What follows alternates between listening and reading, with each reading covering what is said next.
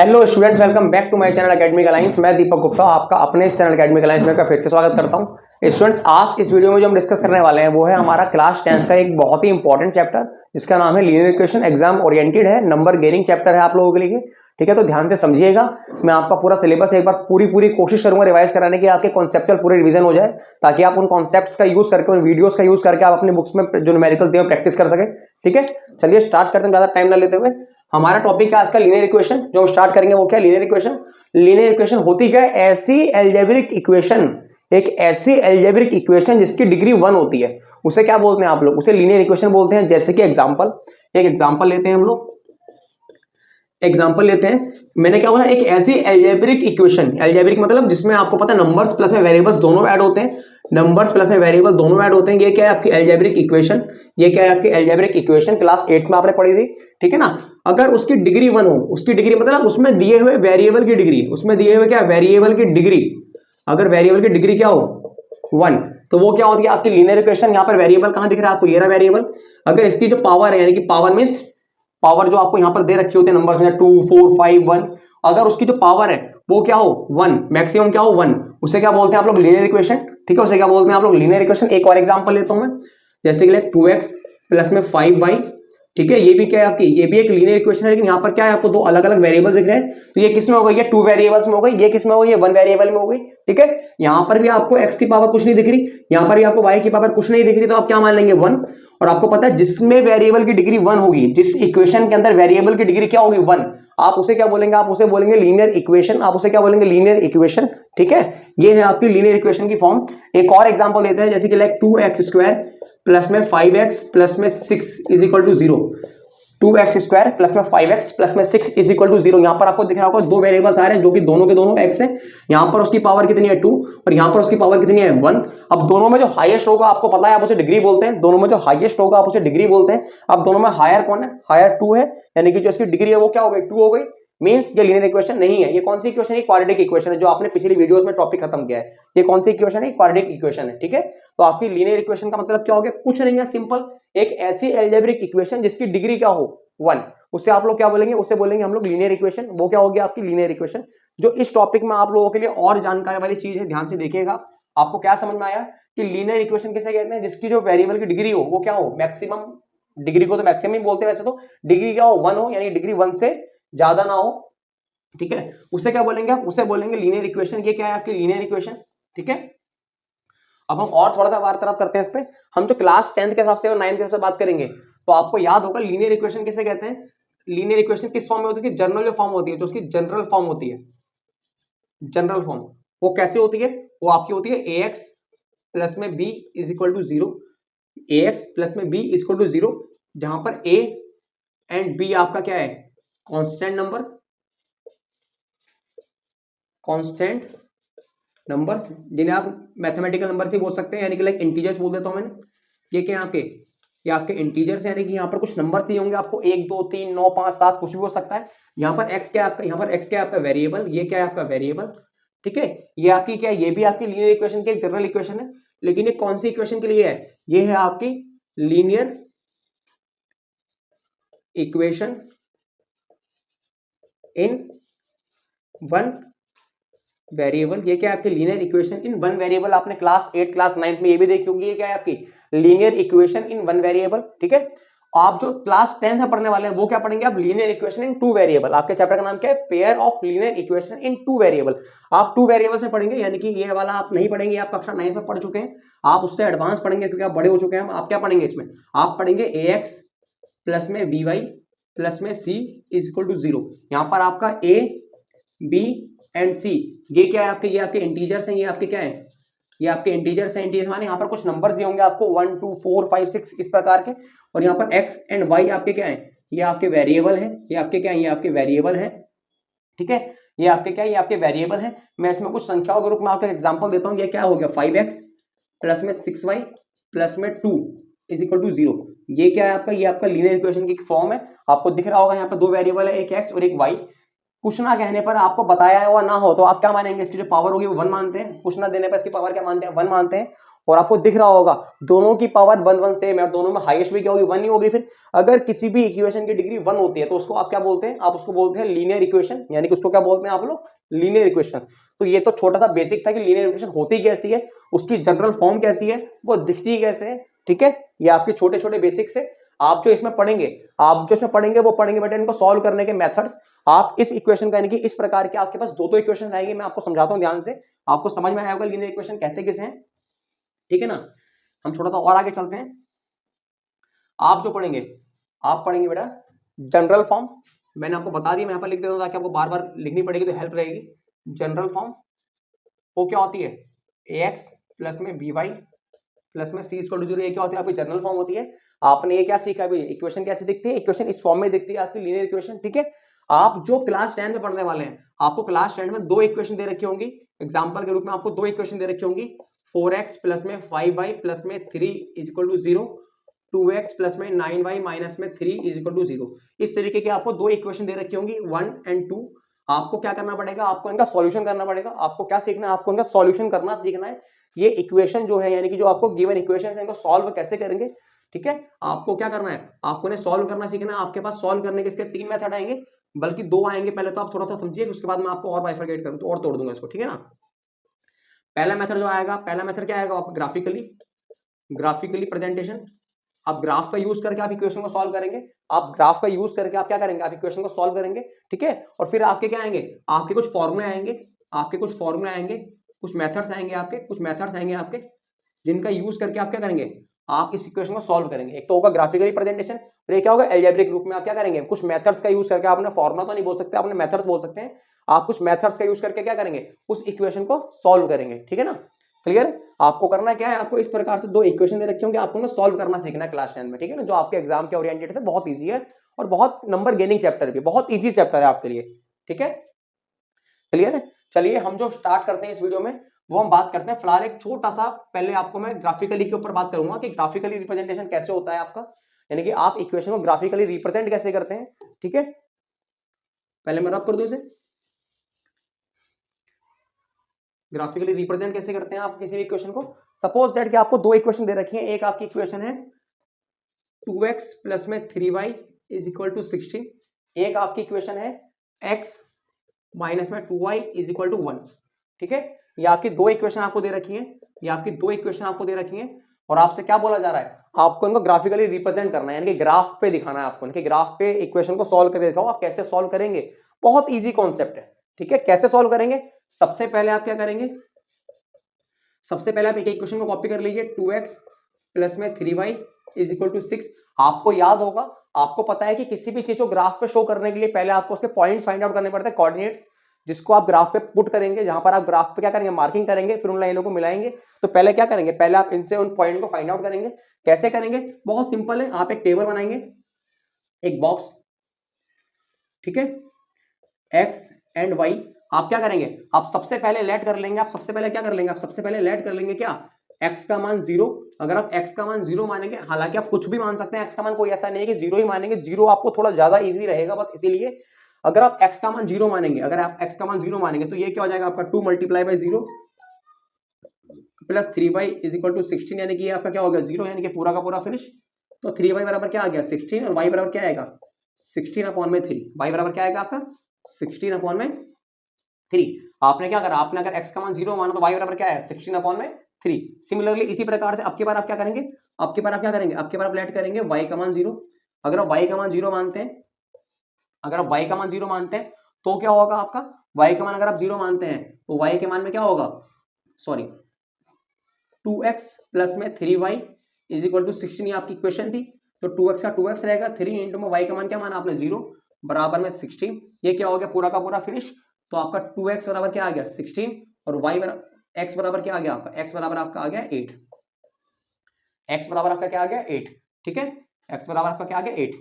ठीक, आपने पॉइंट्स निकाल लिए, आपने क्या करे, आपने पॉइंट्स निकाल लिए। अब इसी प्रकार से दूसरी इक्वेशन के पॉइंट्स निकलेंगे, उसको हम अभी डिस्कस करते हैं। पहले आपको एक इक्वेशन को ग्राफ पे कैसे रिप्रेजेंट करेंगे ये बता दूं मैं। ये आपने क्या करे, आपने उसके पॉइंट्स निकाल लिए। आपको पता है ग्राफ कैसा बनता है, ग्राफ आपका मैथमेटिकल में ये बनेगा जिसको आप लोग क्वाड्रेंट के नाम से भी जानते हैं। इसे क्या बोलते हैं, क्वाड्रेंट। यहाँ पर क्या होता है, यहाँ पर वाई एक्सिस, यहाँ पर भी वाई एक्सिस, ऊपर वाला वाई क्या होता है पॉजिटिव और नीचे वाला वाई क्या होता है नेगेटिव। यहाँ पर क्या होगा बेटा आपका एक्स एक्सिस और ये भी क्या होगा आपका एक्स एक्सिस। यहाँ पर एक्स क्या होगा पॉजिटिव का, यहाँ पर एक्स क्या होगा नेगेटिव का। ठीक है, ये आपका ग्राफ बनेगा इस प्रकार से कॉपी पे आपका। अब आपको ये पॉइंट्स जो है, आपको जो पॉइंट्स निकल के आए हैं, आपको ये पॉइंट्स ग्राफ पे शो करने हैं। कैसे? अगर x की वैल्यू 0 है, आपको पता है कि x की वैल्यू है जो y की वैल्यू, ये 0 0 कहां होती है, इसे ओरिजिन पे होती है। आप इसे क्या बोलते हैं, आप इसे ओरिजिन बोलते हैं। यहाँ पर दोनों यानी कि x भी 0 होता है और y भी 0 होता है। आपको x का मान 0 कहां दे रखा है यहाँ पर, तो y का मान 16/3। आप अगर 16 को 3 से भाग करेंगे तो लगभग क्या आएगा 5.3। x आपका 0 ये रहा, तो y 5.3 कहां होगा 1 2 3 4 5 6। इसी प्रकार से आप यहां ले लीजिए 1 2 3 4 5 6 7 8। अगर आपका x 0 है, x ये रहा 0, तो y कितना है 16/3, जिसको हम शॉर्ट में क्या बोल सकते हैं 5.3। तो 5 ये रहा 0.3, हम सपोज दैट ये ले लेते हैं कि ये क्या है आपका 5.3। ठीक है, तो आप लिख दीजिए यहाँ पर x का मान 0 है और y का मान कितना है 16/3। x का मान 0 है और y कितना आपका 16/3। ठीक, नेक्स्ट आपका कौन सा है, नेक्स्ट है आपका x 8 है और y का मान कितना है 0। अब y का मान 0 कहां पर होगा यहाँ पर, और x का मान 8 कहां पर दिख रहा है आपको, ये रहा 8। आप इसे पॉइंट कर लेंगे और क्या लिखेंगे, x का मान तो है 8 और y का मान क्या है 0। x का मान तो है 8 और y का मान क्या है आपका 0।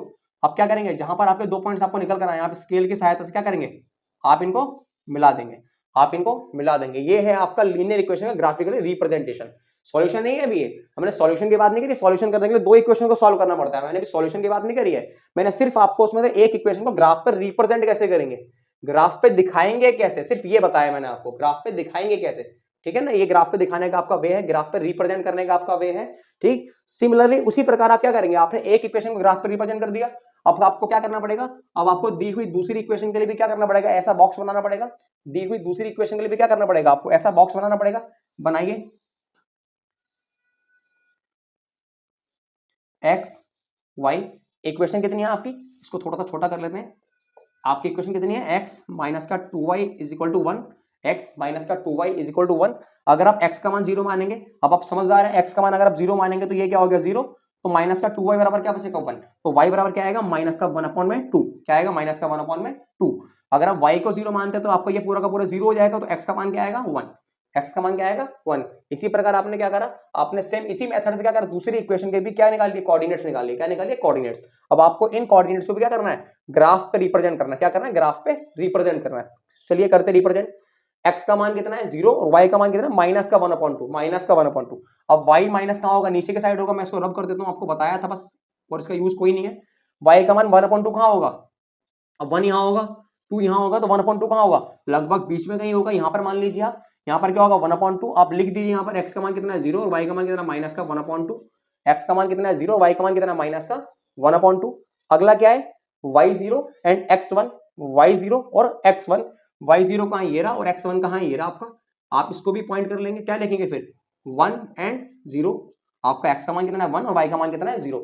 जहां पर ये दो पॉइंट्स आपको दिख रहे हैं, आप इन पॉइंट्स को भी क्या करेंगे, आपस में स्केल की सहायता से मिला देंगे और ऊपर तक लेके जाएंगे। जहां पर ये वाली पुरानी वाली लाइन आपकी जो आपने पहली इक्वेशन बनाई थी, कौन सी इक्वेशन बनाई थी वो 2x प्लस में 3y इक्वल टू 16 से, और आपने ये वाली लाइन किससे बनाई है, आपने ये बनाई है x माइनस के 2y इक्वल टू 1 से। जहां पर बेटा ये दोनों लाइनें आपको आके क्या करेंगे, इंटरसेक्ट करेंगे, यानी कि काटेंगे एक दूसरे को, वही आपका क्या होगा, वही आपका क्या होगा सॉल्यूशन, वही आपका क्या होगा सॉल्यूशन।